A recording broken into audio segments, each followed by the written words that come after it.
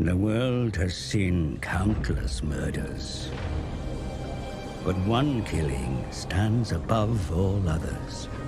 One death that has shaped the world. Malekith, son of Aenarion, was betrayed. The elven princes crowned Bel-Shannar as the second Phoenix King.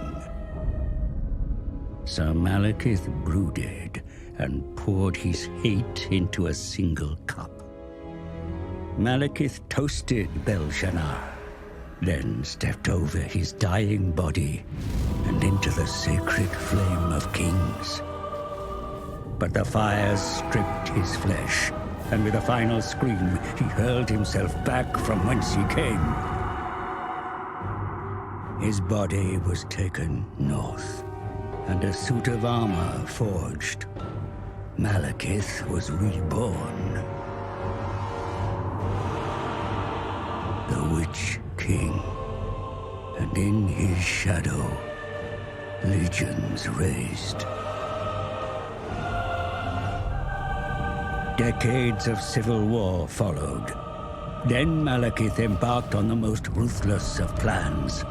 His sorcerers would unbind the magic of the Great Vortex. Created by Kalador Dragon-Tamer and his elven mages, the Vortex siphons the winds of magic, keeping the demon tide at bay. Malekith's spell was flung at the Vortex, but Kalador himself broke through the mists of time to deflect the titanic force back at its casters. The Shadowlands were ravaged, sundered.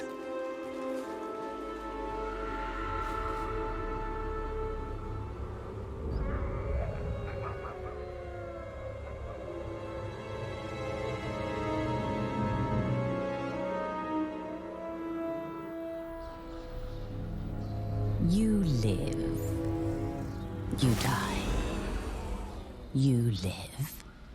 You die. Servants, you amuse me. The dragon with two tails hangs in the sky, and you indulge in petty games. You summoned me, Your Highness. You bring this witch here. She is well versed in lore and prophecies. She will betray you, my son, as all have done. She is indebted to me. I have her soul.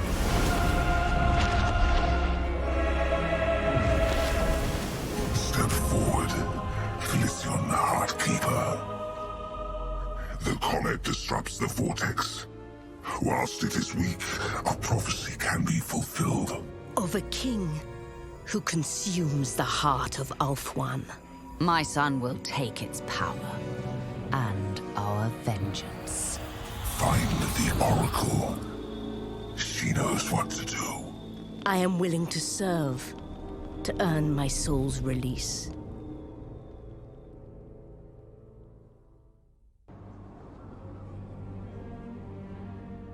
The ritual cast, and magic bound within the scrolls of Hecate was unleashed, lighting the dark skies of Nagaroth.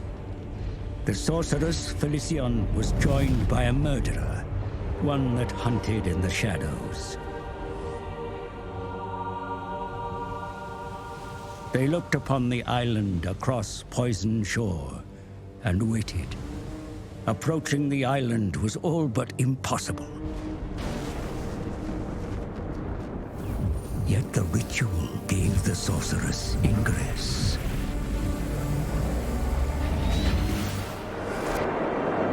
Felicion bargained with the Oracle.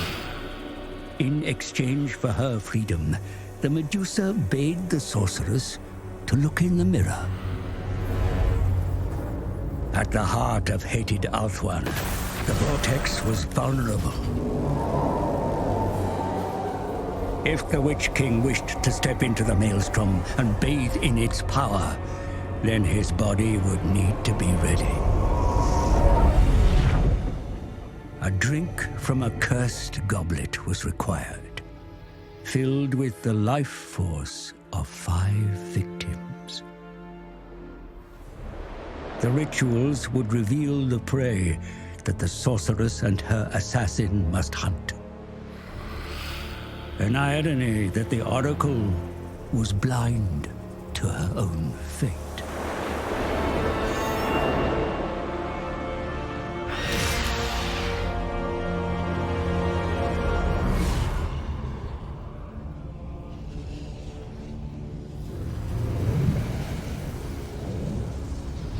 Four more rituals, 4 more sacrifices needed to fill the goblet.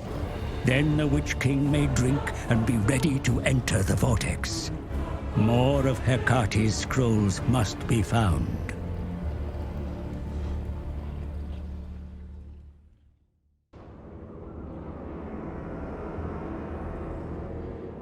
The scrolls revealed the second sacrifice, a hated foe. A prince of Ulthuan who had confounded the sorceress once before. The assassin took his blood, and she reveled in death.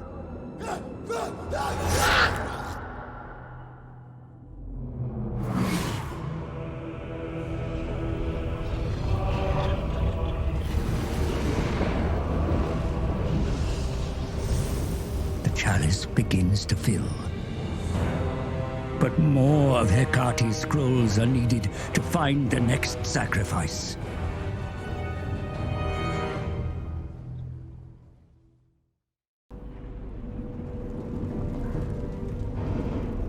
The third victim was also known to the sorceress, but this was no enemy.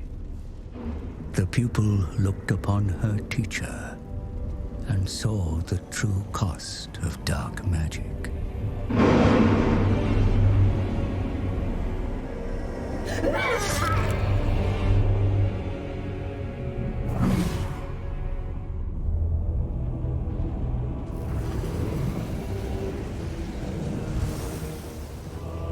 Success breeds expectation, and the Witch King demands. Especially when there are others who incite their own rituals of possession over the vortex.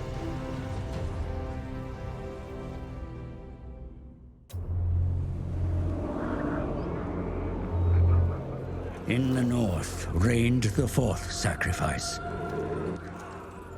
One close to the cold heart of the sorceress.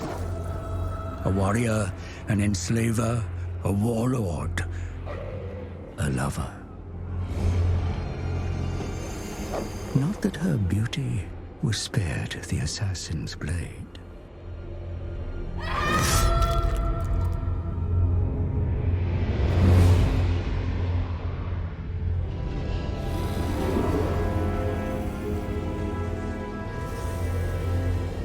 The prize of a murdered paramour is not to be given freely. Only a brother could offer a sister such a gift.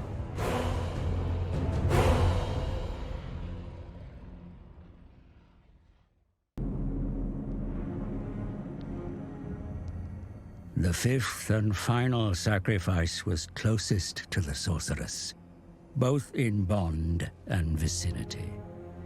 She named him brother. She named him Shadowblade. But he was not the victim. He never was.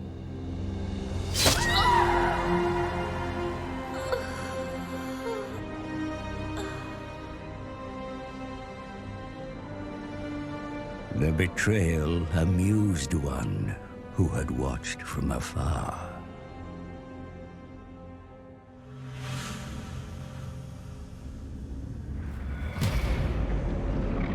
The fabric of reality was torn. From the realm of ruin, the Skaven's horned god mocked its prey and revealed his plan. The celestial event that weakened the vortex was of Skaven design. A parody of the true comet. The Council of 13, the Rat Men's highest authority, were architects of this grand manipulation.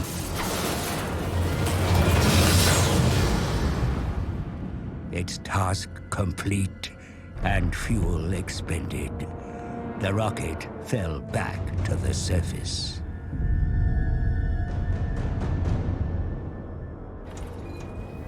When the wreckage was discovered, its purpose remained unclear until now. It was the catalyst to weaken the Vortex and goad the other races into action. They knew the Witch King would seek to dominate the Vortex, but they were ready. Every ritual cast, the magic was stolen, absorbed into the Horned Rat's bell. Now soaked in ritual power, the bell will be moved to Ulthuan's heart. If it tolls 13 times, the Horned God shall emerge from the Vortex, the world doomed.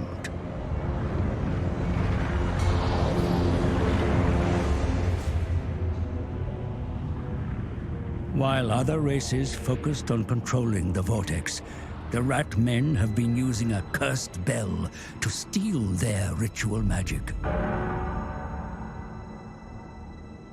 There's no time for a murderer to grieve his sister.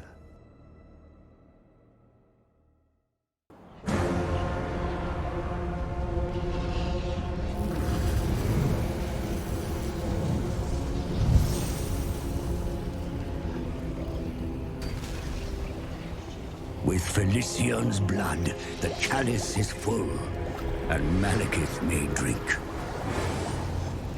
The liquid inside, no poison this time, but an elixir that will make his body ready to absorb the Vortex. But first, a god must be halted. The accursed Skaven. They claim the Vortex, their devious schemes twisting it into a portal. If the bell sounds 13, the Horned God steps unto the mortal realm. Forces gather on the Isle of the Dead, where the greatest battle of our age will be fought.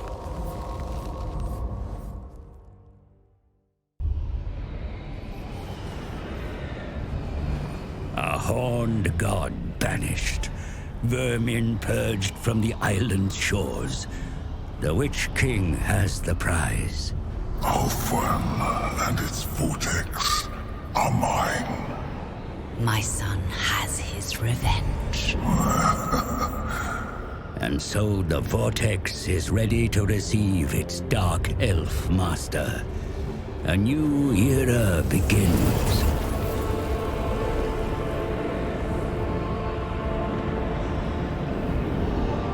But there will always be enemies to fight and wars to wage.